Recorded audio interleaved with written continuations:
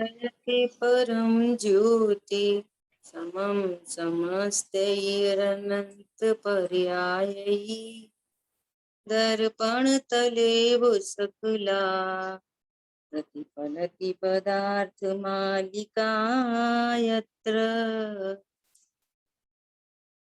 पुरुषा सिद्धि उपाय ग्रंथ और अपनी चर्चा चल रही है गुरुदेव श्री के प्रवचन के माध्यम से।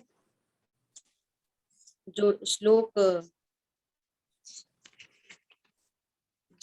210 से लेके 212 से 214 पेज 493 पर।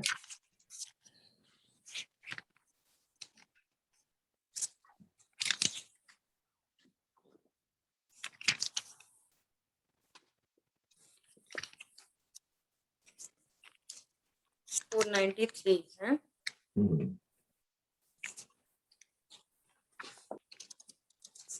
ओके, तो अपने को सेकंड भावार्थ पे चर्चा करनी थी, है ना।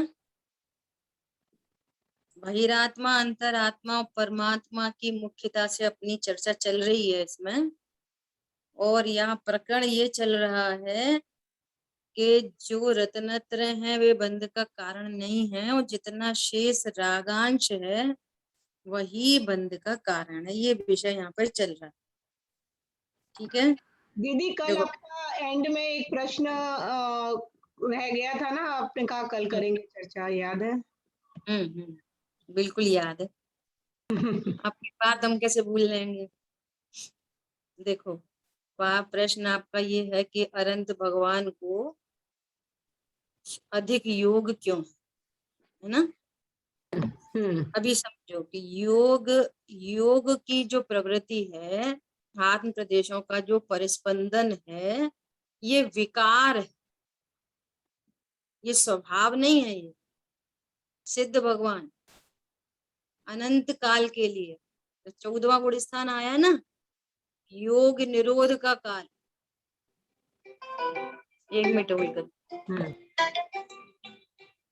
है ना। अब आठ प्रदेशों का परिस्पंदन रुक रहा है, जो शरीर का जो संबंध था वो छूट रहा है। अब यहीं पे, यही ढाई द्वीप के अंदर में जहां पर भी अनंत भगवान विराजते हों, अब यहाँ पर योग एकदम शांत निष्क्रिय हो गए योग, है ना। और अब यहाँ से 7 राजू गमन करेंगे, सिद्ध क्षेत्र में जाके विराजमान होंगे, है ना। सिद्ध यहीं पे हुए। अब यहाँ से 7 राजू गमन होगा, लेकिन एक आत्म प्रदेश कंपन नहीं करेगा। जो निष्क्रिय शक्ति थी ना, उसका सम्यक परिणमन। और जब तक ये योग का विकार कब तक रहेगा, कि जब तक शरीर का संयोग बना हुआ है, अघाती कर्म मौजूद हैं, तो अनंत भगवान को योग है, ठीक है। पहले गुण स्थान से लेकर 13वें गुण स्थान तक सर्व जीवों को योग कंटिन्यूअस चल रहा है ना। जहां बंद के कारणों की बात चलती है तो कहते हैं मिथ्यात्व, अविरति, प्रमाद, कषाय, योग, ये 5 बंद के हेतु हैं। तो योगों से क्या होता है कि कर्म परमाणुओं का अट्रैक्शन, और कषाय के अनुसार बंद होता है। ये बात अपन ने सबने सुन रखी है। तो योग कहाँ से चालू है? अनादि से ही चालू है। और कब तक रहेगा? पूर्ण वीतरागता हो गई, लेकिन अभी अघाती कर्म मौजूद हैं, शरीर का संबंध मौजूद है, तो तब तक योग का विकारी परिणमन चल रहा है। घाती कर्म संबंधी संपूर्ण विकार मिट गया, लेकिन अभी शरीर चूंकि संयोग में है, अघाती कर्म विद्यमान है, तो यहाँ पर अभी भी योग की विकृति चल रही है अनंत भगवान। ठीक है। अब प्रश्न है कि सबसे अधिक योग क्यों है। हाँ अब जी। समझना कि योग पहले 5 के माध्यम से प्रवर्त रहा था। 5 जगह वो बाइफरकेट था, ऐसा समझो। मिथ्यात्व में अविरति, प्रमाद, कषाय और योग तो है ही। अब ये 4 विकृतियां तो मिट गई। क्या बोला? 4 विकृतियां मिट गई। अब अकेले योग विकृति बची है ना? तो अब वो पूरा का पूरा योग के माध्यम से ही जा रहा है। पॉइंट समझ में आया? इसका दृष्टांत समझने योग्य क्या है कि समझो टंकी में पानी भरा है, तो उसकी 5 आउटलेट है। आउटलेट कितनी है? 5। हाँ हाँ। अब 4 आउटलेट, जब 5 से जा रहा था ना, तो 5 में वो डिवाइड हो रहा था ना पानी, तो सब में पानी जा रहा था। अब आपने 4 आउटलेट बंद कर दी। अब पूरा पानी किधर से फ्लो करेगा? एक ही आउटलेट से, एक के ही माध्यम से। तो प्रेशर बढ़ जाएगा। ऐसा समझ में आ रही है? ये दृष्टांत अपने मन से नहीं दे रहे, ये दृष्टांत अभी कल्पना दीदी ने दिया था 2-4 महीने पहले, 2-3 महीने पहले की बात। करणानियों की बहुत बड़ी विद्वान है। समझ आ रही बात? हाँ जी अब दीदी। वो विकृति अकेली योग के माध्यम से जा रही है। तो अनंत भगवान को 1 इंद्री 2 इंद्री से भी अधिक योग है ना? परंतु कषाय मौजूद नहीं है। तो उस परिस्पंदन से कर्म तो अट्रैक्ट होते हैं बहुत, परंतु बंद नहीं होता। उसको इडियापथ आश्रम कहते हैं। ठीक है, क्लियर? हाँ जी दीदी, थैंक यू। ओके, चलिए, तो अपनी क्या बात चल रही है अभी? देखो बहिरात्मा में अभी गुरुदेव श्री ने ये प्रवचन में बहुत अच्छी चर्चा की है। एकदम हमेशा ही हो ही रही है, वो तो बात है ही है, परंतु वो मिथ्या भाव क्या है उसका बहुत अच्छा खुलासा किया है। अपने जब अपन प्रवचन पढ़ेंगे तब बात आएगी। देखो 492 पे तो चर्चा नहीं हुई थी ना कुशल भाई लास्ट तक, क्या हो गई थी? 493 पर आए थे। हाँ 93 पे। अभी देखो, जितने अंश में सम्यक चारित्र हो गया उतने अंश में कर्म का बंधन नहीं है, और जितने अंश में राग द्वेष भाव हैं उतने ही अंश में कर्म का बंधन है। ये स्थिति किस पर लागू पड़ेगी? अंतरात्मा। बहिरात्मा में टोटल कर्म का बंधन है, अनंत भगवान कर्म के बंधन से रहित हैं। अघाती को अभी गौड़ करेंगे, है ना? उनसे रहित हैं, वे संपूर्णता से रहित हैं। ये संपूर्णता से कर्म बंधन हो रहा है इसको, और ये बीच की स्थिति बन रही है कि जितने अंशों में राग का अभाव हुआ, ऐसे अंतरात्मा, है ना, जितने अंशों में राग का अभाव हुआ उतना सम्यक चारित्र प्रकट हुआ, उतना निर्बंधता है, और जितना शेष राग है उतना बंधन है। एकदम क्लियर कट बात है ना? अभी देखो क्या कह रहे हैं, ऊपर की तरह यहाँ भी समझ लेना, बहिरात्मा के मिथ्या चारित्र है, सम्यक चारित्र रंच मात्र भी नहीं है। अतः उसके राग द्वेष की पूर्णता होने से, उसको काय की पूर्णता है? राग द्वेष की पूर्णता है परिपूर्ण राग द्वेष है, पूरी की पूरी 25 कषाय मौजूद है, अनंतानुबंधी, अप्रत्यक्षान, प्रत्यक्षान, संजुलन और 9 कषाय, पूरा परिवार वहां पर विराजमान है। तो कह रहे हैं राग की परिपूर्णता है, और अनंत भगवान को वीतरागता की परिपूर्णता है, और अंतरात्माओं को कुछ राग है और कुछ वीतरागता है। ऐसी स्थिति है ना? राग की परिपूर्णता होने से पूर्ण कर्म का बंधन है। ये अपनी चर्चा लगातार 3 दिनों से चल रही है कि भ्रम में रहने की आवश्यकता नहीं है। किसी मंद कषाय का लक्ष्य करके आप ऐसा विचार करो कि अब तो हमारे साथ एकदम बढ़िया बढ़िया हो रहा है, सब अच्छा अच्छा है, सो भ्रम में रहने की आवश्यकता नहीं। तत्व ज्ञान के बिना, तत्व ज्ञान में कल बात आई थी, तत्व ज्ञान से कर्म रेखा बदल रही है, और वो कारण और कार्य रूप से वो कर्मों का बंध रुक गया। समझ में आ रही है बात? और इस वाली बात को अपन प्रायोगिक लब्धि कर्ण लब्धि से भली भांति समझ सकते हैं। पाप प्रकृतियां पुण्य प्रकृतियों में कन्वर्ट हो रही है और पुण्य प्रकृतियों की भी स्थितिहीन होती जा रही है। उनका अनुभाग तो बढ़ रहा है, स्थितिहीन हो रही है। स्थितिहीन होने का अर्थ क्या है, कोई बताएगा? पुण्य प्रकृतियों की स्थितिहीन हो रही है और अनुभाग बढ़ रहा है, इसका अर्थ क्या है? थोड़े समय में पक के घिर जाएंगे पुण्य का भी। ठीक है, थोड़े समय में, लेकिन स्थितिहीन होने से क्या तात्पर्य है? विचारता बढ़ रही है उसकी, उस पर ध्यान नहीं है। स्थितिहीन होने का अर्थ है कि उसकी संसार से स्थितिहीन हो रही है। हाँ जी, हाँ जी, हाँ वही भाव समझ आई बात? हाँ हाँ दीदी। ये यदि उसको और कोड़ा कोड़ी के बंद होंगे तो फिर कैसे बात बनेगी? हाँ, संसार की स्थिति बढ़ेगी। संसार की स्थितिहीन हो रही है, अनुभाग तो बढ़ रहा है लेकिन स्थितिहीन हो रही है। हाँ इसलिए इसलिए इसलिए पुण्य प्रकृतियों का अनुभाग तीव्र होने से फिर वो उनको ऐसे ही अनुकूल संयोग राजा आदि के चक्रवर्ती के पद प्राप्त होते हैं। वो पुण्य प्रकृति का अनुभाग अधिक हो जाने से। बहुत बढ़िया दीदी। परंतु वो 2-4 भवों में मोक्ष जाने वाले हैं तो उस पुण्य प्रकृतियों की स्थिति थोड़ी है।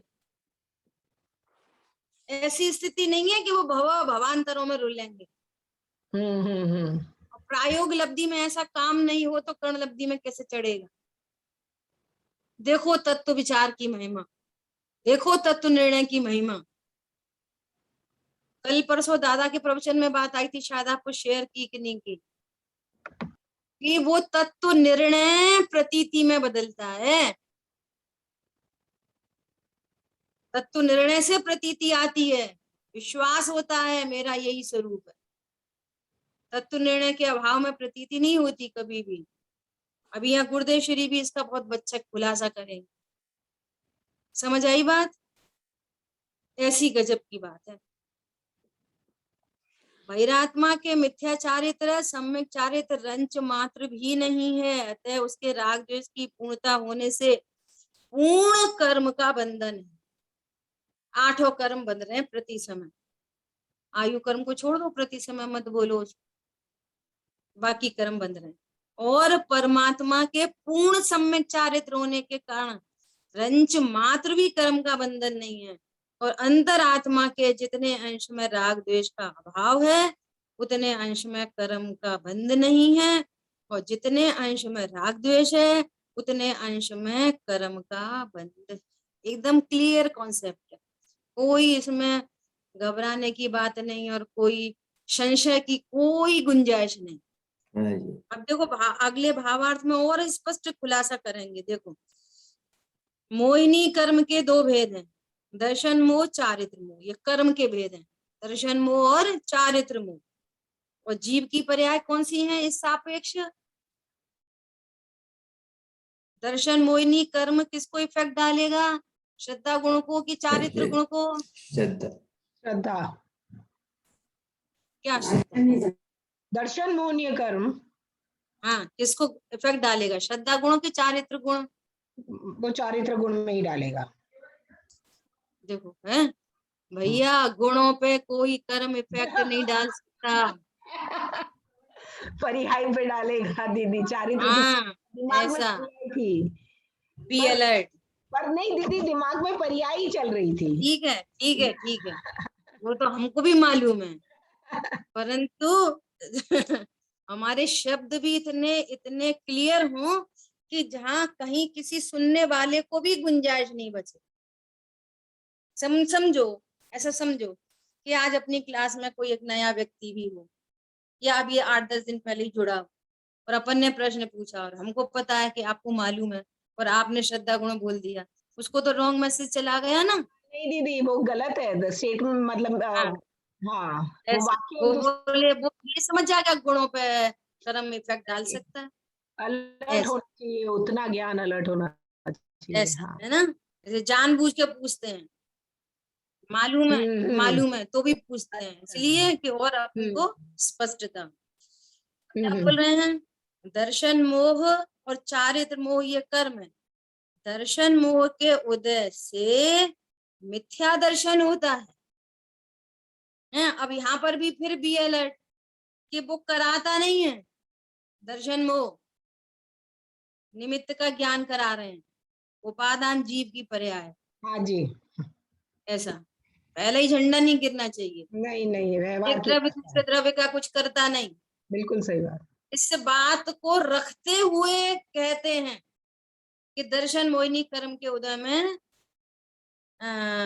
मिथ्या दर्शन होता है। इस बात वो बात अपेक्षा स्टैंड है, समझ में आ रही है। एक दूसरी अपेक्षा की जब चर्चा चलती हो तो पहली अपेक्षा का अभाव नहीं किया जाता। यस, यदि आपने उसका इस एक अपेक्षा से दूसरी अपेक्षा को यदि आपने क्रॉस की है तो आप तत्व निर्णय नहीं कर सकते। वो एकांत हो गया दीदी, अनेकांत नहीं हुआ। पहली अपेक्षा क्रॉस नहीं होती, उसका अभाव नहीं होता, वो अपनी जगह स्टैंड रहती है। पुत्र बोलता है ये मेरी माँ ही है, तो भैया तेरी माँ किधर से आई, पिता की तो पत्नी है ना,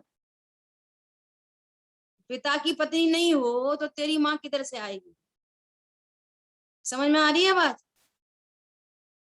तो वो पूर्व की अपेक्षा स्टैंड है, हाँ वो पिता की पत्नी है 100% और पुत्र की माँ है 100%। आ रही बात समझ में।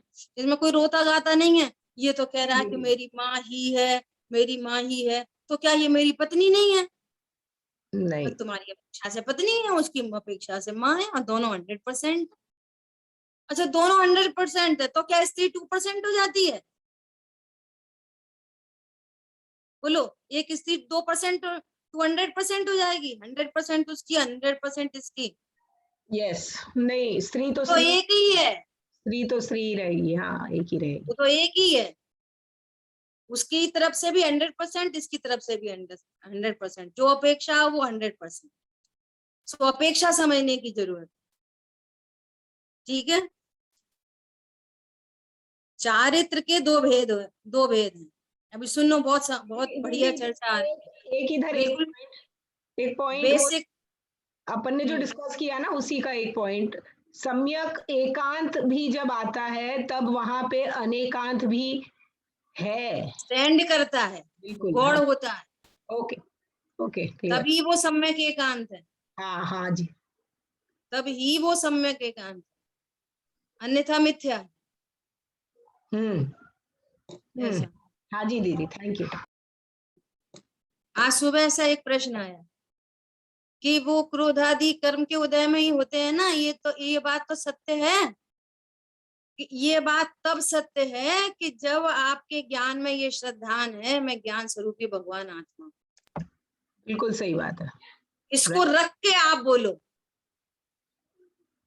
तो हम्म। आपकी बात 100% है, वो हम्म। सत्य है, एकदम सत्य है।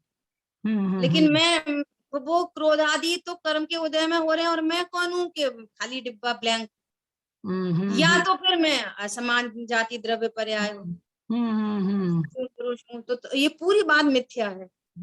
उस बात को कहने का कोई अर्थ नहीं निकला, कोई अर्थ नहीं है। राइट दीदी, राइट राइट। ये anekant is a everyday practical application.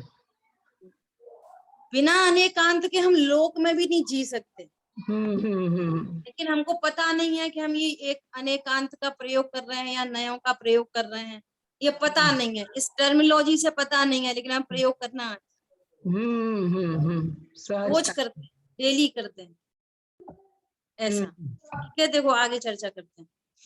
दर्शन मोह के उदय से मिथ्या दर्शन होता है और चारित्र मोह के उदय से मिथ्या चारित्र अथवा अचारित्र। तो मिथ्या दृष्टि को तो मिथ्या चारित्र लागू पड़ेगा, और सम्यक दृष्टि को जितना शेष चारित्र मोह का उदय है, सम्यक दृष्टि को जितना, वो मिथ्या चारित्र नहीं कहलाता। ऐसा कभी नहीं होता कि मिथ्या सम्यक ज्ञान हो, सम्यक दर्शन हो और मिथ्या चारित्र हो, ऐसा नहीं होता।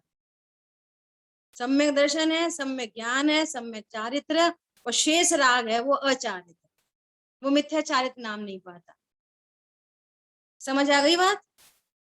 अभी क्या कर रहे हैं, चारित्र के दो भेद, एक स्वरूपाचरण, दूसरा संयमाचरण। अब इसमें थोड़ा सा करेक्शन चाहिए। ये जो स्वरूपाचरण चारित्र है ना, ये प्रवचन सार जी की 7 नंबर की गाथा, स्वरूपे चरणम चारित्रम। ये बहुत ध्यान से सुनना, ये बहुत महत्वपूर्ण चर्चा है।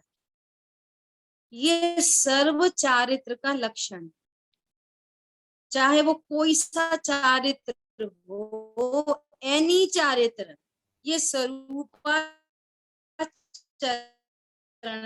तो चारित्र का लक्षण है।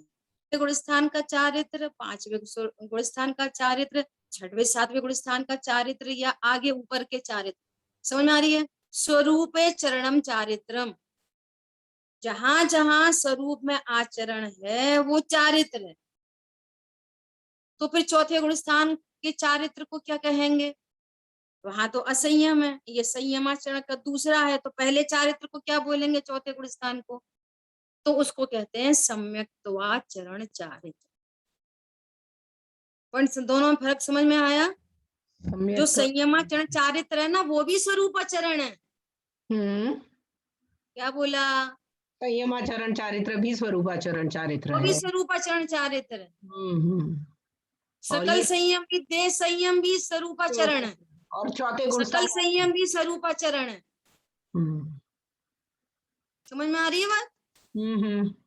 तो चौथे गुणस्थान का क्या नाम है? सम्यक्त्व के साथ होने वाला स्वरूपाचरण चारित्र आचरण, उसका नाम है सम्यक्त्वाचरण चारित्र। परंतु अविरति होने के कारण बाहर में कोई व्रत वो स्थावर और त्रस की हिंसा से किंचित विरक्त नहीं दिखाई देते, है ना? और 5 इंद्रिय और मन के विषयों से में किंचित विरक्त दिखाई नहीं देते बाहर से, तो उनको क्या कहा जाता है कि ये अविरति है। परंतु सम्यक दर्शन है, सम्यक ज्ञान है, तो सम्यक चारित्र है, स्वरूप में आचरण हुआ है उनको। अब देखना, इस एंगल से तो कहेंगे कि आंशिक चारित्र, इस एंगल से क्या बोलेंगे? आंशिक चारित्र, अनंतानुबंधी के अभाव रूप चारित्र प्रकट हुआ, सो आंशिक चारित्र प्रकट हुआ। ओहो, राइट नॉलेज हुई, सम्यक ज्ञान हो गया, जो अनादि से आज तक नहीं हुआ था, जिसमें अनंत अनंत अनंत अनंत अनंत अनंत काल बीत गया, वो अपूर्व कार्य हुआ है, सम्यक ज्ञान की प्राप्ति हुई है, अपूर्व कार्य हुआ है, सम्यक दर्शन की प्राप्ति हुई है, स्वरूप में आचरण हो गया, पहली बार पता चला ओहो ये अतीन्द्रिय आनंद कैसा होता है, उसके बारे में प्रत्यक्ष वेदन हो गया। अनंत अनंत काल बीतने पर ये काम जो कभी नहीं हुआ था, भले ही बाहर में द्रव्यलिंग दशा धारण हो गई हो, क्या बोला, बाहर में कितने देश व्रत आ गए हों, लेकिन ये कार्य कभी नहीं हुआ था। इस एंगल से देखेंगे, ओहो वो भेद विज्ञान की कितनी महिमा है ना। तो इस पे अपूर्व महिमा आएगी, अपूर्व महिमा। इस एंगल से देखेंगे तो पूरे समय सार जी में इस एंगल से देखने पर, क्योंकि आचार्य भगवान ने प्रतिज्ञा की एकत्व विभक्त आत्मा दिखाऊंगा, और शिष्य ने एकत्व विभक्त आत्मा को देखा, तो अपूर्व महिमा की उस भेद विज्ञान की। और कह रहे हैं कि जिसके अनंतानुबंधी चला गया तो भैया सब चला गया। बहुत बढ़िया। समझ में आ रही है? एक एंगल क्या है, अनंतानुबंधी गई तो आंशिक सब चली गई, और दूसरा और एक एंगल क्या है, आंशिक चारित्र प्रकट हुआ। बहुत बढ़िया। हाँ जी। इस एंगल से बात करेंगे तो क्या बोलेंगे, सम्यक्ता चरण के एंगल से बात करेंगे तो भैया वो देह संयमी नहीं है, हाँ हाँ, सकल संयमी नहीं है, आंशिक चारित्र प्रकट हुआ। आंशिक प्रकट हुआ है बस, हम्म अभी तो उसको स्वाद मिला है बस। हम्म इस एंगल से बात करेंगे, और उस एंगल से बात करेंगे तो समयसार जी के एंगल से बात करेंगे तो अरे कितनी दम है उनमें, अप्रत्याख्यान प्रत्याख्यान संजुलन। हाँ हाँ हाँ, अभी 2 4 5 भव में छुट्टी, संसार समुद्र चुल्लू भर रह गया। तो अब जो अपेक्षा जहाँ जो कही जा रही है वो समझना चाहिए, ये आपकी जिम्मेदारी। जहाँ आंशिक कहेंगे स्वीकार है, जहाँ उसको पूरा ही कह देंगे अरे वो एक भेड़ गई, कितनी भेड़ बची, वो स्वीकार है। स्वीकार सुना है ना वो गणित का सवाल, सुना है कि नहीं सुना? चला है। जोक है ये, कैसा जोक है समझने की बात है कि गांव में कैसे पढ़ाई होती है। गांव में पेड़ के नीचे टीचर बैठ गए, ब्लैक बोर्ड लेके, बच्चे ऐसा पट्टी लगा के बैठ गए जमीन में ही, और टीचर पढ़ा रहे हैं, बच्चों 10 - 1 = व्हाट, 10 में से 10 भेड़ थी, और फिर भेड़ एग्जाम्पल दे रहे हैं, माना बच्चों 10 भेड़ थी, उनमें से एक भेड़ चली गई, कितनी भेड़ बची। तो वहां पर जो भेड़ चराता था ना, तो वो सुन रहा था, एकदम से उचक के आया, बहुत एक्साइटेड, बोलता है मास्टर साहब मैं बताऊं। सारे बच्चे हंसने लगे, ना कभी पढ़ने आया, ये कहाँ गंवार, एकदम ना पढ़ा लिखा, ना कुछ, ना कोई भेड़ चराता है, ये बताएगा बड़ा। एक भी नहीं बची दीदी। हाँ वो बोला बड़े उससे, वो तो टीचर ने बोला अच्छा बता चल रामू बता कितनी भेड़ बची। तो बोलता है टीचर जी एक भी नहीं बची। सारे बच्चे मजाक उड़ाने लगे, हंसने लगे, बड़ा आया बताने वाला। तो फिर वो टीचर ने समझा, देख रामू 10 भेड़ थी, एक चली गई, देख 9 बची ना। जब बच्चे हंसने लगे तो उसको थोड़ा सा और अधिक एक्साइटेड हो गया, तो बड़े गुस्से में बोलता है ऐसा है मास्टर जी, अपना गणित रखो अपने पास, अनुभव की बातें सुनो, अनुभव की बातें।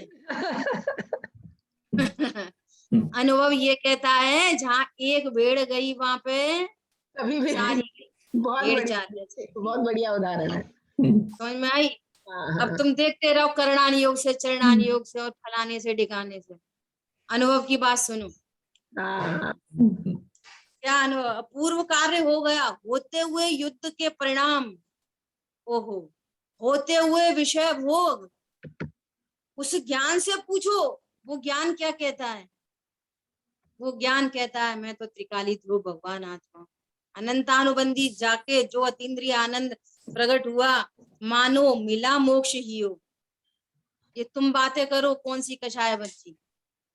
समय सार जी में कुंद कुंद आचार्य भगवान कहते हैं कि मैं नहीं कहता, जिनेन्द्र देव कहते हैं। बहुत बढ़िया दीदी, बहुत ये बात वो कहते हैं कि भैया अनंतानुबंधी राग ही राग। अब उसका बहुत अच्छा लॉजिक यहाँ पे आ रहा है, जो दादा भी इस बात को बहुत रिप्रेजेंट करते हैं, उसकी चर्चा अपन करेंगे। पहले इसको पढ़ लें, देखो बहुत अच्छी बात आ रही है। मेरा एक प्रश्न हुआ। हेलो बहन जी, बोलिए।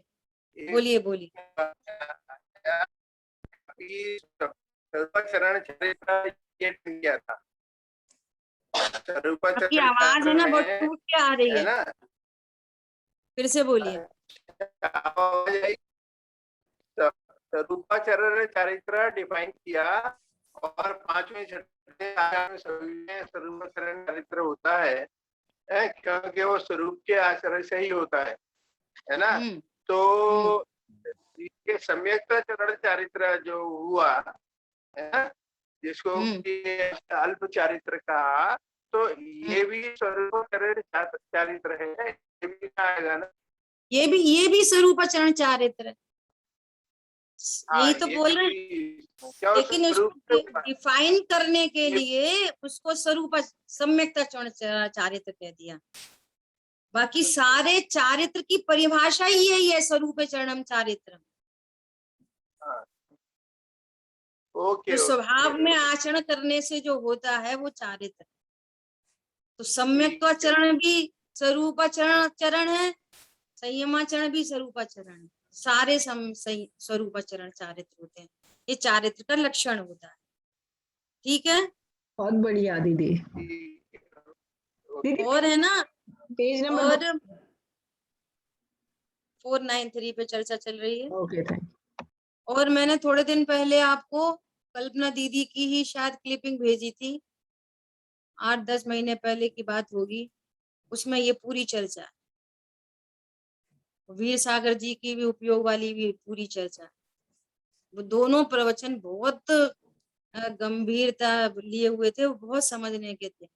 अभी देखना यदि आपके पास ग्रुप में हो, शायद पिछले वाले ग्रुप में भेजी थी, तो कुशल भाई आप देख लेना। मेरे तो मोबाइल चेंज हो गए हैं, हाँ ये भी जी, मैं देखूंगी अगर है ना वो ये लोग जो उसका बैकअप लेते हैं, अगर उसमें होंगे तो मैं फिर से भेजती हूँ, और आपको मिले तो आप एक बार फिर से डाल देना, ठीक है ना। वो चीज है। अपने को ऑथेंटिक होती है, पक्की होती है। ठीक है, देखो इसमें से जघन्य स्वरूपाचरण, देखो आ गई बात, इसमें से जघन्य स्वरूपाचरण तो चतुर्थ गुण स्थान में प्रकट होता है। जघन्य स्वरूपाचरण मतलब आपको उसके अंश दिखाई दे रहे हैं, मैसेज दिखाई दे रहा है। जघन्य स्वरूपाचरण चौथे में है, और मध्यम और उत्कृष्ट स्वरूपाचरण आगे के गुण स्थान में है। तो सभी स्वरूपाचरण हो गए ना, इस सेंटेंस से ही पता चल रही है ना कुशल भाई, बात ख्याल में आई। जघन्य स्वरूपाचरण तो चतुर्थ गुण स्थान में प्रकट होता हाँ ही जी, है बात समझ रही। वही बात है ना। clear है, हाँ। और मध्यम और उत्कृष्ट आगे के गुण स्थानों में होता है। इसका मतलब स्वरूपाचरण ही चारित्र का लक्षण है। हाँ। ठीक है, और इसमें मंद कषाय की भी नास्ती हो गई। हाँ। मंद कषाय चारित्र का लक्षण नहीं है, इसकी भी नास्ती हो रही है। मतलब एक बात से आप कितनी अपेक्षा निकाल सकते हो। मंद कषाय की नास्ती हो गई ना, आप मंद कषाय को चारित्र, ये बहुत चारित्रवंत है, ये बहुत संयमी है, कि भैया संयम और चारित्र स्वरूपाचरण का नाम है। ये कषाय की मंदता, कम खाना, कम पहनना, कम ओढ़ना, कम बोलना, ये कोई संयम नहीं होता, हाँ जी, ये कोई चारित्र नहीं होता, नाम नहीं पाता, होता ही नहीं है। ठीक है, ये मैसेज भी आ रहा है यहाँ से।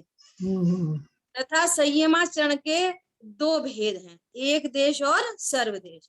5वें गुण स्थान वर्ती श्रावक के तो एक देश चारित्र है, और 6वें से लेकर 12वें गुण स्थान तक मुनिराज के सकल देश चारित्र है। तथा 13वें गुण स्थान में पहुंचने पर वही मुनिराज, कोई दूसरा नहीं, जो अभी 28 मूल गुण का निरतिचार पालन कर रहे थे, सो उनका 6वां 7वां गुण स्थान बन रहा था। अब वो 6वें गुण स्थान में न जाके छपक श्रेणी आरोहण करते हैं, 28 मूल गुण को भिन्न देखते हुए, है ना, उनका अभाव होते हुए छपक श्रेणी आरोहण के द्वारा 13वें गुण स्थान में वही मुनिराज जिनराज बन गए और परमात्मा कहलाए। वहां उनके सम्यक चारित्र की पूर्णता होकर बंध का अभाव हो गया। जितना जितना उन कषायों का अभाव होता जाता है, उतना ही उनके सम्यक दर्शन और सम्यक चारित्र गुण का विकास होता जाता है। अब देखो विकास होता जाता है, अब फिर वही वाली बात है, सम्यक दर्शन का क्या विकास होगा, विकास कह लो, कर्म सापेक्ष विकास कह लो। क्या कि पहली बार सम्यक दर्शन हुआ तो औपशमिक हुआ, अब औपशमिक की मर्यादा ही अंतर्मूर्त है, तो वो छायोपशम में बदल जाता है। अब वो छायोपशमिक चारित्र रहा कब तक, 7वें गुण स्थान तक, 6वें 7वें में। अब क्या होगा कि वो छपक श्रेणी आरोहण तभी चढ़ेंगे जब सम्यक दर्शन छायिक हो जाएगा। छायोपशमिक चारे वो सम्यक दर्शन को लेकर कोई छपक श्रेणी आरोहण नहीं चढ़ सकता, उससे पूर्व में सम्यक दर्शन को का उसको छायक भाव प्रकट होना ही पड़ेगा। तो इस एंगल से कर्म सापेक्ष आप उसको विकास कह सकते हो। समझ में आ रही है। और सम्यक तो परमावगाढ़ सम्यक तो ये चर्चा भी है जिनागम में, उनको और प्रगाढ़ प्रतीति हो मैं तो ज्ञायक ही हूँ। समझ में आ रही है? तो इस अपेक्षा से अपन विकास कह सकते हैं। और सामान्य अपेक्षा से जो चौथे गुण स्थान में सम्यक दर्शन प्रकट हुआ, जो प्रतीति भाव चौथे गुण स्थान में, वही प्रतीति भाव सिद्ध भगवान को। समझ में आ रही है बात? अब कर्म सापेक्ष फर्क, अब वहां पे छायोपशमिक चारित्र में चलमल अघाड़ दोष लग रहे थे। अब छायिक चारित्र में तो छायिक सम्यक दर्शन में तो कोई दोष लगेगा नहीं, है ना, एकदम निर्मल हो गया। चौथे गुण स्थान में भी छायिक सम्यक दर्शन हो सकता है। तो ये सारी चीजों को अपन को यहाँ पर समझना चाहिए। ठीक है, जैसा चारित्र में एकदम से पूर्णता होती है और कषाय का अभाव और कषाय का अभाव, वैसी चीज है यहाँ घटित नहीं होती। ठीक है, और उस अपेक्षा से घटित कर भी सकते हैं। तो दोनों अपेक्षा। दीदी हाँ जी, हाँ, तो जो श्रेणी चढ़ते हैं सबको क्षय सम्यक्त होगा, उपशम या क्षय शपक? हाँ, कोई औपशमिक जिनको द्वितीयोपशम सम्यक्त हुआ है तो है ना, तो वो उपशम श्रेणी भी चढ़ जाते हैं। और छायिक सम्यक्त वाले दोनों चढ़ जाते हैं, औपशमिक भी चढ़ जाते हैं, वो उपशम श्रेणी भी चढ़ जाते हैं और छपक श्रेणी भी चढ़ जाते हैं। और उपशम श्रेणी चढ़ के वापस गिरते हैं तो फिर वापस छपक श्रेणी चढ़ के और अंत दशा को प्रकट करते हैं। लेकिन जिनको द्वितीयोपशम होता है, जिनको, वे तो नियम से उपशम श्रेणी चढ़ के वापस गिरते ही। फिर उनको वो उनको सम्यक दर्शन का छायिक भाव ही चाहिए, वो ही छपक श्रेणी चढ़ सकता है। लेकिन छायिक सम्यक दर्शन वाला भी उपशम श्रेणी चढ़ जाता है, चढ़ सकता है। बराबर बराबर, मगर उपशम श्रेणी वाले को क्षायिक होना जरूरी नहीं है। बोल तो रहे हैं कि छायिक सम्यक उपशम श्रेणी चढ़ जाता है। नहीं, मेरा क्वेश्चन क्या है, लेकिन उपशम सम्यक्त वाला छपक श्रेणी नहीं चढ़ सकता। छायिक सम्यक्त वाला दोनों चढ़ सकता। क्यों चढ़ता है? क्षायिक सम्यक्त वाला क्यों चढ़ता है? औपशमिक अब वो क्यों का कुछ ये प्राकृतिक है, इसमें क्यों का कोई प्रश्न नहीं, क्योंकि उसके पास तो क्षायिक सम्यक्त हुए, तो शपक श्रेणी तो सम्यक्त छायिक है, लेकिन अब चारित्र की छपड़ा चल रही है ना, मतलब चारित्र संबंधी जो विकार था ना, तो या तो उसको दबाता हुआ चला गया, या फिर उसका क्षय करता हुआ चला गया। Got it. हाँ दीदी, ऐसा चारित्र संबंधी है ना। अब उस जीव को तो पता नहीं है कि मैं उपशम कर रहा हूँ कि क्षय कर रहा हूँ, तो सब सर्वज्ञ भगवान के ज्ञान से आई हुई बात है। वो तो अपने आनंद में लीन है और पूर्ण वीतरागता प्रकट हो गई 13वें गुण स्थान वाले को भी, और फिर अल्पकाल में गिर गया। तो उसको थोड़ी पता चला कि मैंने उपशम चढ़ी थी क्या चढ़ी नहीं, उससे नहीं। ओके, ऐसा वो तो आनंद में मस्त हो, गिर गया तो गिर गया, कोई दिक्कत नहीं हो, फिर वही उसी प्रयास में छपक श्रेणी चढ़ जाएगा। ये तो सारी कर्म सापेक्ष बातें हैं, ये तो सर्वज्ञ भगवान के ज्ञान से आई हुई बातें हैं। सो हमको उन बातों का ख्याल आता है तो हमें वो चीजें बिल्कुल युक्ति न्याय से बात समझ में आ जाती। अपन नहीं कर सकते कि हम भैया अपन उपशम श्रेणी नहीं चढ़ेंगे, क्यों गिर जाते हैं ऐसा कोई कॉलम नहीं है। ठीक है, हाँ जी। सो द्वितीयोपशम श्रेणी, हाँ जी, हाँ, जो द्वितीयोपशम सम्यक्त होता है वो ही सम्यक्त उपशम श्रेणी चढ़ के गिरते हैं, वो गिर जाते हैं और फिर वापस क्षय करते हुए छपक श्रेणी चढ़ जाते हैं। श्योर अंतर्मूर्त में सारा काम द्वारा हो जाए, अंतर्मूर्त में गिरे संभल के पीछे पुरुषार्थ। काल ने कुछ डिफाइंड काल नहीं बताया सर्वज्ञ भगवान ने कि जो एक बार उपशम श्रेणी चढ़ के गिरा है वो 3 दिन बाद छपक श्रेणी चढ़ सकता है। तो कोई टाइम डिफाइन नहीं है कहीं भी आगम में। वो अंतर्मूर्त में चढ़ जाए, 2 दिन के बाद चढ़ जाए, 2 महीने के बाद चढ़े, 2 साल के बाद चढ़े, 2 भव के बाद चढ़े, कुछ अता पता नहीं है, योग्यता है परिणामों की। बराबर। एक बार उपशम श्रेणी चढ़ के और सुनना ध्यान से, एक बहुत एक और बात है, सैद्धांतिक बात है। क्या सैद्धांतिक बात है? कि उपशम श्रेणी चढ़ रहा है और वो गिरा तो उस समय मरण का काल भी हो सकता है। आयु हाँ जी। पूर्ण हुई और गिर गया। 11वें गुण स्थान में जीवों की आयु पूर्ण हो जाती है, अब गिर Right. गया, अब उस भव से तो जाएगा नहीं, अपने आप चौथे ही गुण दूसरा स्थान। भव खड़ा हो गया, तीसरा भव खड़ा हो गया। अब वो नियम से देव गति में जाएगा। बराबर। यदि पूर्व से कोई आयु नहीं बनी तो एक भव तो देव में जाएगा, तो चौथा डिमोशन होके चौथे गुण स्थान में आ जाएगा। तो वहां से तो बराबर। छपक श्रेणी चढ़ेगा नहीं देव गति से, तो है ना, और फिर वापस आएगा मनुष्य गति में। तो 2 भव हो गए अपने आप ही। अब 2 भव के बाद जा रहा है, 2 घंटे छोड़ो, 2 भव के बाद जा रहा है। हाँ। ये तो अपने ऐसी सैद्धांतिक अपने लॉजिक से बात को सिद्ध हो सकती। उपशम श्रेणी एक बार चढ़ के और फिर 2 भव के बाद छपक श्रेणी आरोहण करे, सिद्ध हो गई ना बात अभी के अभी। या कोई अंतर्मुहूर्त के बाद चढ़ गए, तो ऐसा कोई काल, डिफाइंड काल नहीं है कोई भी कि वो इतने काल के बाद फिर वो छपड़ा करेगा और फिर छपक श्रेणी आरोहण। और बताओ। हाँ जी। हेलो। हाँ जी। द्वितीय उपशम होता है तो उसकी जरा प्रोसेस बताइए। देखो, द्वितीय उपशम क्या होता है कि जैसे पहली बार औपशमिक सम्यक दर्शन हुआ, तो पहली बार औपशमिक सम्यक दर्शन में क्या होता है कि जो दर्शन मोहिनी कर्म है और अनंतानुबंधी सब अनादि मिथ्या दृष्टि जीव के पास दर्शन मोहिनी की एक ही प्रकृति होती है, मिथ्यात नामक प्रकृति, और अनंतानुबंधी की 4, है ना।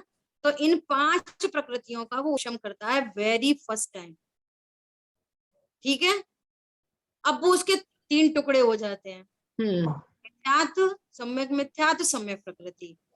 अब उसके पास कितनी प्रकृति हो गई? 7। 3 तो मिथ्यात्व संबंधी और 4 अनंतानुबंधी संबंधी। अब चूंकि औपशमिक सम्यक दर्शन अंतर मुहूर्त के लिए ही होता है, फिर छूटता है, तो अब उसके पास 3 रास्ते हैं जाने के लिए। तो 3 टुकड़े हो गए थे ना, 3 रास्ते। या तो अनंतानुबंधी जो उपशम हुई थी उसका उदय आ जाए तो वो दूसरे गुण स्थान में चला के पहले में चला जाए, या फिर सम्यक मिथ्यात्व का उदय आ जाए तो क्या होगा, तीसरे गुण स्थान में जाएगा अल्पकाल के लिए और फिर वो पहले में चला जाएगा। या फिर सीधा ही मिथ्यात्व का उदय आ जाए तो वो सीधे मिथ्यात्व में चला जाएगा।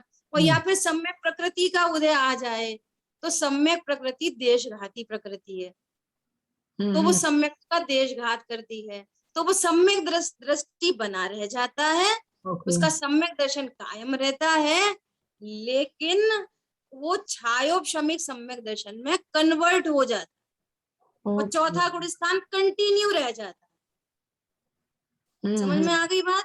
जी दीदी। अब वो छायोपशमिक सम्यक को लेकर, या फिर ऐसा भी हो सकता है कि वो मिथ्या दृष्टि हो गया फिर वापस छायोपशमिक सम्यक दर्शन प्रकट कर ले, बिल्कुल जैसे अभी चर्चा हुई अल्पकाल में, अंतर मुहूर्त में, 2 अंतर मुहूर्त में, 1 दिन बाद, 2 दिन बाद, 6 दिन बाद, जो भी व्हाटएवर, ठीक है।